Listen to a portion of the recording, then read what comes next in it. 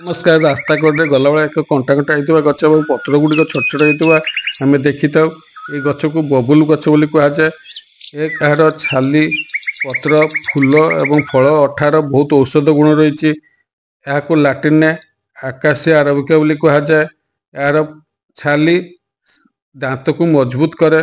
यार पत्र कषाय रस और उष्ण बीज होता पत्र को बाटी खाइले कफ काश आमदोष डिसेंट्री रक्तातिसार और झाड़ा रक्त पड़ते जलापोड़ा होते कुष्ठ डायक्जिमा विषदोष या भल करे और झाड़ा होते झाड़ा को बंद करे। यार पत्र बटा चाउल धुआ पानी सहित खाइले धातु रोग भल होता है।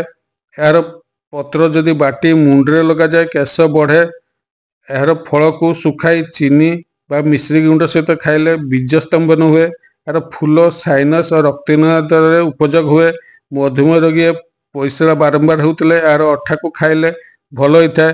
यार पंचांग यथा छाली पत्र फूल फल और अठा को समान भाग में नहीं पाउडर कर प्रतिदिन सकाळ 1 चामच खाइले शुक्र तारल स्वप्न दोष शुक्रमेह स्त्री लोक मान प्रदरोग किछि दिन मध्य भल होता है।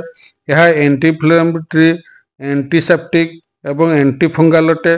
तेणु यार छाली को सीझाई ता सहित फिटकिरी गुंड मिसाई पाटी कुड़ी कले दांत जंत्रणा माड़ी रक्तस्राव होते दांत शीतलता को भल करता है।